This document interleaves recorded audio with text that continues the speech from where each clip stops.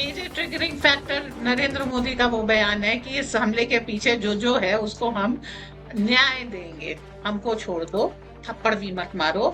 हमसे जो कहोगे वो हम बयान दे देंगे, जो कहोगे वो सबूत दे देंगे। हमारे हाथ जद में जितना होगा उतने लोग हम आपके हवाले कर देंगे, बस हमको बख्श दो। बिलावल भुट्टो तो हमारे यहाँ की तरीके से पीएम इन वेटिंग है। छोटी मोटी बात हस्ती थोड़े बड़ी बड़ी बड़े बातें करते। एक जमाने में ये ठुमके लगाते थे और धमकियां देते थे कि हम ये कर देंगे, हम ऐ कर देंगे, हम ये फाड़ देंगे। और अब जो है इनकी सही जमा दुरुस्त जो है तबीयत हो रही है। इनको मालूम है देर सवेर इंडियन आर्मी आएगी और इनकी बैंड बजाएगी। जय हिंद, नमस्कार। मैं अंबर जैदी स्वागत करती हूँ आप सबका एक बार फिर से हमारे आज के कार्यक्रम में। और हमारे आज के कार्यक्रम में मौजूद हैं मंजरी अग्रवाल जी। उनसे बात करेंगे बिलावल भुट्टो जरदारी के एक नए बयान पर। ख्वाजा आसिफ के बाद बिलावल भुट्टो जरदारी ने भी इस बात को कबूला है कि पाकिस्तान का जो पास्ट रहा है वो एक्सट्रीमिस्ट ग्रुप के साथ रहा है, जिसकी वजह से पाकिस्तान ने सफर किया है। आम जनता तो इस बात पर काफी चर्चा करती है, लेकिन पाकिस्तान में लेटली पाकिस्तान के मंत्रियों द्वारा एक्सट्रीमिस्ट ग्रुप, आतंकवाद और ये सब पे खुलकर बात हो रही है। वो खुद पब्लिकली एक्सेप्ट कर रहे हैं। इससे पहले भी कई सारे लोगों ने एक्सेप्ट किया है। इससे क्या मतलब निकलता है? जबकि पहलगाम के बाद भारत और पाकिस्तान के बीच में रिश्ते खराब हो रहे हैं और एक वॉर लाइक सिचुएशन बनी हुई है। इस पर चर्चा करेंगे। हमारे साथ मौजूद है मंजरी अग्रवाल जी। मंजरी जी, बहुत बहुत स्वागत है। जय हिंद, नमस्कार। जय हिंद, नमस्कार। मंजरी जी, ख्वाजा आसिफ के बाद बिलावल भुट्टो जरदारी ने इस बात को कबूला है कि हमारा पास्ट रहा है एक्सट्रीमिस्ट ग्रुप के साथ, और जिसकी वजह से पाकिस्तान को काफी कुछ झेलना पड़ा। आप इस बयान को किस तरह से देख रहे हैं? पहले भी कई सारी हस्तियों ने इस तरह की पाकिस्तान से बात की है, एक्सेप्ट किया है, लेकिन कुछ खास पाकिस्तान पे असर पड़ा नहीं है। Major triggering factor Narendra Modi का वो बयान है कि इस हमले के पीछे जो है उसको हम न्याय देंगे। We will do justice. तो अब क्या है कि कहीं इनकी वो कहते हैं गोट फंसी होगी। तो सब ये कह रहे हैं कि वो एक डायलॉग था ना, जहां पना तोहफा कबूल करो, तो वो उस तरीके के सारे नील डाउन करके आ रहे हैं। हमको छोड़ दो, थप्पड़ भी मत मारो। हमसे जो कहोगे वो हम बयान दे देंगे, जो कहोगे वो सबूत दे देंगे। हमारे हाथ जद में जितना होगा उतने लोग हम आपके हवाले कर देंगे, बस हमको बख्श दो।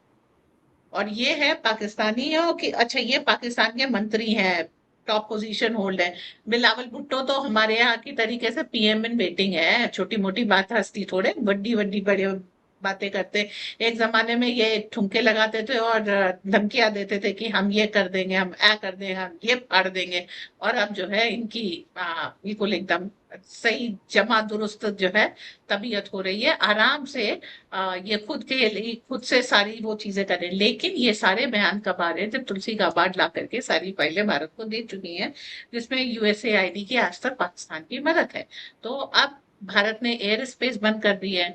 मैया मैया तो जाएंगे नहीं ईरान के रास्ते, उड़ के जा नहीं सकते। पानी के वहां पर जो है कुछ ना कुछ तो इंतजाम किया है भारत ने। ये मतलब पाकिस्तान में लॉक होकर के रह गए। इनको मालूम है देर सवेर इंडियन आर्मी आएगी और इनकी बैंड बजाएगी। उससे बचने के लिए ये अब अपनी लॉयल्टीज भारत के प्रति साबित करें। अभी आपने दो का बयान सुना है, बाकी और का बयान आना बाकी है। जो पाकिस्तान में फंस गया है वो सब यही कहेंगे कि पाकिस्तान के जो है दहशतगर्दों के साथ संबंध थे, लेकिन मेरे नहीं थे। मैं तो हमेशा से मना करता रहा। और आप जो है आपको जो कुछ चाहिए इंडियन आर्मी को फ्री होल्ड मिलेगा। जी। जी, बिल्कुल। अब सवाल यही है कि एक के बाद एक इस तरह के बयान आ रहे हैं। ख्वाजा आसिफ के बयान से तो ये समझ में आता था कि उन्होंने एक तरह से यूनाइटेड स्टेट को ये बात कही थी कि अगर आप भारत के समर्थन में आते हैं तो हमने ये काम तो आपके लिए भी किया है। अब बिलावल भुट्टो जरदारी का बयान ये अब दूसरा अलग तरह से देखा जा रहा है, क्योंकि अब जबकि रिश्ते इतने ज्यादा खराब हो गए हैं और भारत किसी की भी नहीं मानने वाला है, और पाकिस्तान यूनाइटेड स्टेट्स के आगे लगातार गुहार लगा रहा है कि भारत को समझाया जाए, डी एस्केलेशन के लिए मनाया जाए। ऐसे में ये बयान आना, और सबसे बड़ी बात ये है कि इन सारे बयानों का असर क्या कोई बैकडोर डिप्लोमेसी की ओर इशारा करता है कि ऐसा कुछ चल रहा है और चीजों को दबाने या डी एस्केलेट करने की कोशिश, या इन सारी चीजों का असर पड़ेगा? डर का माहौल है और आपने घबराना नहीं है। ये सारे डर के मारे दिए गए बयान हैं, जिसमें एक इंसान जो मंत्री पद पर बैठा है अपने देश से गद्दारी की बात कर रहा है और ये बात कर रहा है कि वो भारत का हर हाल में साथ देगा, भारत की एजेंसीज को जो सबूत चाहिए वो देगा, ताकि उसकी अपनी जान बच जाए। उनको जनता से मतलब नहीं, उनको देश से मतलब नहीं है। कल तक जो भारत को भीतर धमकियां देते थे, आज भारत का साथ दे रहे हैं, क्योंकि उनकी जान के ऊपर उनको खतरा नजर आ रहा है। और ये एक बात और साबित कर रहा है कि पहलगांव के अटैक में कहीं ना कहीं इनकी छोटी बड़ी जो भी थी भूमिका जरूर थी, क्योंकि अपने ऊपर डर लगने का केवल एक यही कारण है। तो आज तक जो हिंदुओं को या काफिरों को मार के आपको खुशी मिलती थी, अब आपके हलाल होने का या शहीद होने का समय आ गया है। अब पूर का जो चार्म था वो खत्म हो चुका है। अब जो ये ग्राउंड पे आ गए हैं कि अपनी जान बख्श जाए। और वो जो इन्होंने कहते हैं ये भारत को बनिया है, लेकिन बनियागिरी सबसे ज्यादा मतलब ट्रेडिंग जो है इनकी अपनी आर्मी करती है। तो जो असली इनका जो साजो सामान वहां पर फैक्ट्रीज वगैरह है या बिजनेस है, वो बच जाए, क्योंकि अब जो इन्होंने फॉरेन में इन्वेस्टमेंट कर रखे थे वो इनके किसी काम के नहीं है। पाकिस्तान में फंस गए हैं और आर्मी के हत्थे चढ़े। जी। बिल्कुल। क्योंकि आसिम मुनीर जो है वो भी बंकर में छुपे हुए हैं, लेकिन एक और खबर चल रही है कि आसिम मुनीर बिल्कुल एकदम सामने आके खड़े हुए हैं और छुप नहीं रहे हैं। सवाल पुरानी ये है कि तस्वीर होगी। हाँ, मुझे भी अब एग्जैक्टली मैं उसी पे आने वाली थी कि उसमें तस्वीर का कोई पता नहीं कि कब की है, कहाँ की है, लेकिन पाकिस्तान में एक नैरेटिव चलाया जा रहा है कि देखो आसिम मुनीर सीना चौड़ा करके खड़े हुए हैं और चंद किलोमीटर की दूरी पे खड़े हुए हैं और मेरा भारत ने एक अब ही तक सवाल कुछ है, नहीं किया है। छुपे जी। क्यों थे? जो बाहर आना पड़ा भाई, आपने यहाँ पे हमला किया, आपने सुना यहाँ का कोई जनरल बंकर में गया हो, छुप गया हो, सामने ना आया हो? ऐसा तो कुछ नहीं हुआ। यहाँ के लोग चौकी खाली कर गए हो, अपनी चौकी से अपना झंडा हटा लिया हो गया, 8-10 की चौकी में खाली 2 लोग रह गए हो। ये सब आपने कुछ नहीं सुना। ये सब सुना कहाँ से? पाकिस्तान में। वहां ऑफिशियली एडवाइजरी जारी हुई, हथियार मत छोड़ो, पोस्ट मत छोड़ो, सरेंडर मत करो। तो भाई जितनी जंगबाज और जितनी बड़ी फौज थी, जनरल की हालत यह है कि अब वो बाहर आ गया, इसका आप वो करे। भाई साहब, ऐसा जनरल जो जंग के हालात में सबसे पहले जाके छुप जाता हो और अपनी पोस्ट डेटेड तस्वीर जो है दे करके सबको वो करता हो कि मैं बाहर आ गया हूँ। उसकी फैमिली भाग चुकी है या भगा दी गई है, दोनों में से एक है। लेकिन आसिम मुनीर की ऑफिशियली ये क्लेरिफाई हो गया कि उसकी फैमिली पाकिस्तान में नहीं है। उसके अगर पाकिस्तानी अगर उसको अपने कंधे पे बैठाल करके उसका जो वो कहना चाहिए कि उसकी बारात निकाल रहे हैं, तो मुझे सब पे हंसी आती है, उस जनरल पे भी जो छुप गया था और उन पाकिस्तानियों पे भी कि एक तस्वीर को कंधे पे लगा करके बारात बना के घूम रहे हैं। जी। जी, बिल्कुल। क्योंकि और कोई ऑप्शन रह नहीं जाता है। जिस तरह से पाकिस्तान के कुछ लोग ग्लोरिफिकेशन भी कर रहे हैं आसिम मुनीर का, कि आसिम मुनीर ने देखिए साबित कर दिया खुद को कि ही इज़ द बेस्ट और इसने भारत को इतनी बड़ी चुनौती दी है। मैंने कई सारे लोगों के सोशल मीडिया पर पोस्ट देखे बड़े-बड़े, जिसमें आसिम मुनीर की उस तस्वीर के साथ उन्होंने पोस्ट जा साझा करके किया। उसने अपनी बहादुरी साबित कर दी। अभी तो भारतीय सेना पहुंची नहीं है। बेटा, बहादुरी तब साबित करेगा जो भारतीय सेना को फेस करेगा। बंकर से बाहर आ गया तो बहादुर हो नहीं, गया उनके कहने भाई। का मतलब ये है कि मतलब भारत ने को गुस्सा दिला दिया है, भारत एक्शन के लिए रेडी है। तो ये आसिम मुनीर की स्ट्रेटजी या उसको कहें कि उनकी प्लानिंग ये है बात, जिसकी वजह से। पहले पानी खत्म कर दिया, फिर 2 बार झेलम में पानी भेज के डुबा दिया, आपकी सबमरीन ऊपर आ गई, आपके आधे जनरल की फैमिली भाग गई, बाप की जनता खुश हो गई कि अगर हम भारत का भाग बन जाएंगे तो कम से कम रोटी कपड़ा और मकान तो मिलेगा। तो आप समझिए, पूरे पाकिस्तान की बिना कहे बैंड बजा दी है और आप कह रहे हैं कि आसिम मुनीर बहादुर है। वाह वाह वाह। सर में बातें ही ओले पड़े वाली हालत है। आपने एक मिस एडवेंचर कर लिया, अब आपके लिए भागने के लिए धरती कम पड़ गई है। ये सोच रहे हैं कि फैमिली को लंदन भिजा दिया या न्यू जर्सी भिजा दिया, वहां पर वो सेफ होगी। सर, आपकी फ्लाइट यहाँ से उड़ी थी, कब लैंड की, कहाँ पे आपकी फैमिली गई, सब हमको पता है। आपके न्यूक्लियर आर्सेनल कहाँ के है वो मैप लीक हो चुका है, वो सबको पता है। उसके ऊपर बस एक बंकर बस्टर डालने की जरूरत है। आप सेल्फ न्यूक होने के कगार पे बैठे हैं। कहाँ, किस मतलब ये पाकिस्तानी ही कर सकते हैं कि मरने से पहले जश्न मनाए किया भारत आएगा और हमको मारेगा। और हमारे जनरल इतने बहादुर हैं कि बंकर से बाहर चले आए।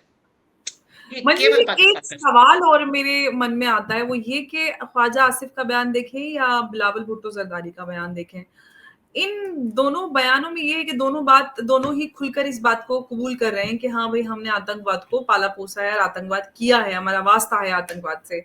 लेकिन इन लोगों की तरफ से आतंकवाद खत्म करने को लेकर कोई भी बयान नहीं आया, ये कि हाँ हम कुछ करेक्टिव मेजर्स लेंगे, हम भारत की जो मांग है आतंकवादियों को उसके हवाले कर देंगे, चलिए दो तीन बड़े बड़े ही ले लीजिए, हम भारत के साथ रिश्ते बेहतर कर लेंगे, या जो खुद कहते हैं कि हम आतंकवाद के खिलाफ बड़ी जंग लड़ रहे हैं, दुनिया भर के हर फोरम पे जाके वो कहते हैं कि हम आतंकवाद से पीड़ित हैं और हमारे यहाँ ये हो रहा है वो हो रहा है, भारत को लेकर भी एक नैरेटिव गढ़ते हैं।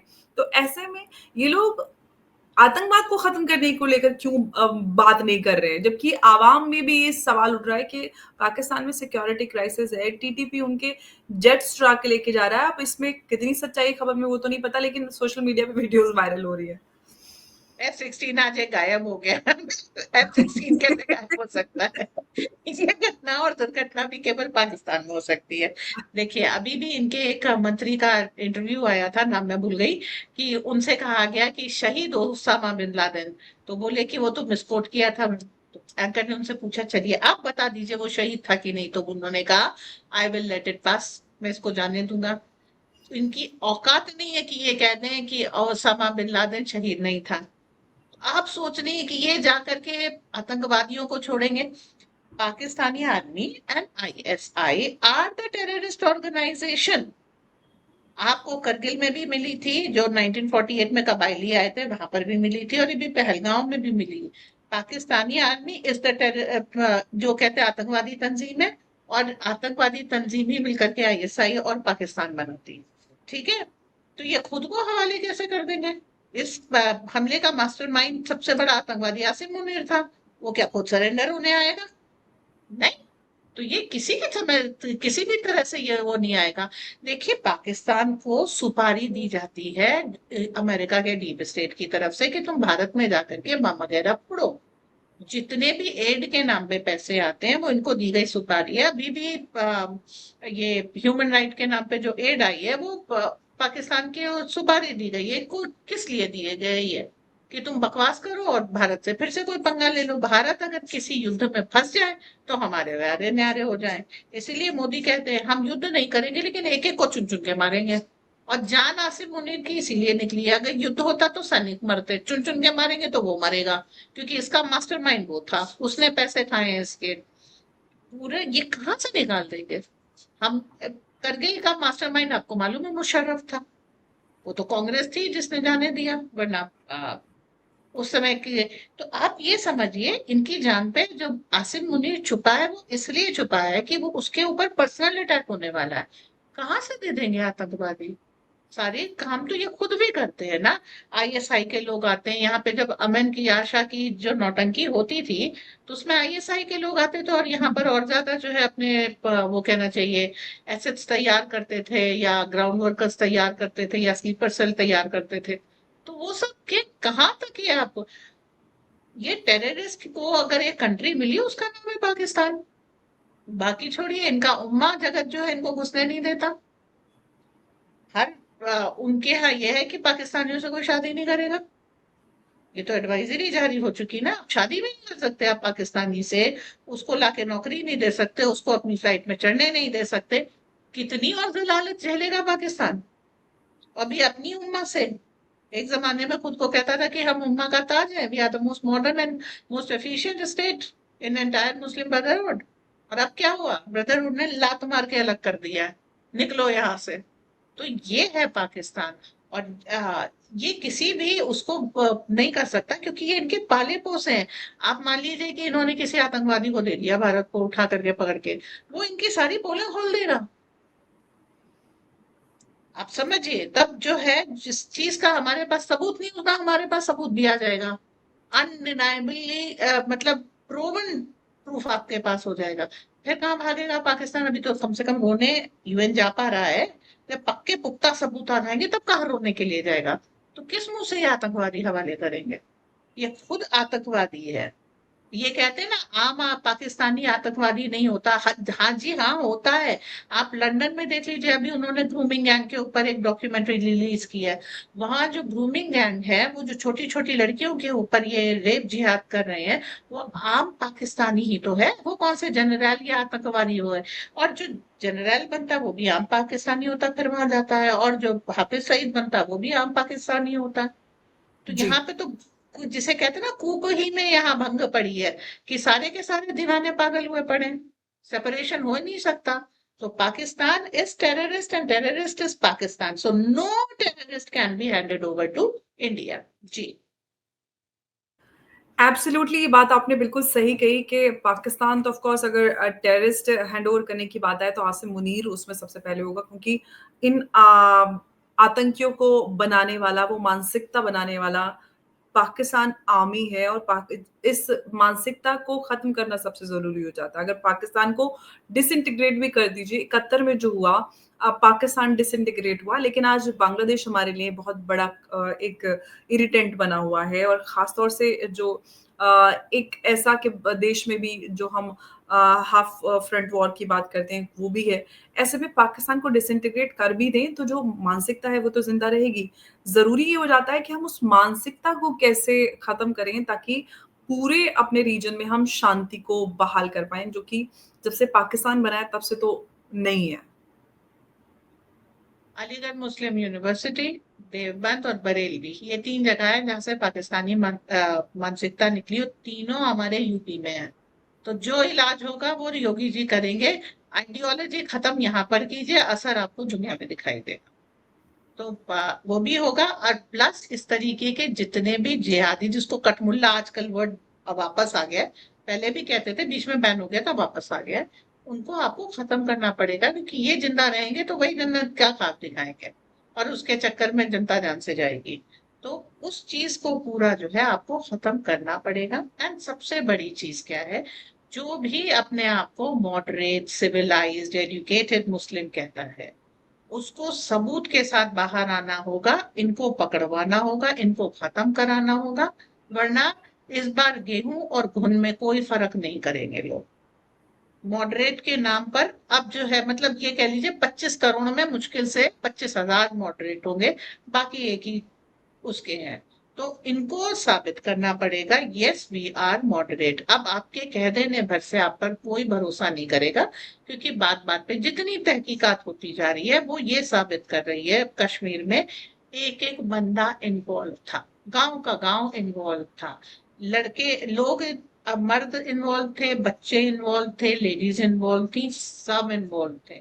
ऐसा नहीं है कि कोई बचा हुआ। तो यस, आपने बार बार साबित किया है कि आप पूरी तौर पे मतलब रिकवरी आपकी हो नहीं सकती, आप इतने तबाह और बर्बाद हो चुके हैं। तो अब आपका इलाज एक ही है, मजबूरी है हमारी, करना पड़ेगा। हमारे ऊपर भी अब एग्जिस्टेंस का क्राइसिस आ गया।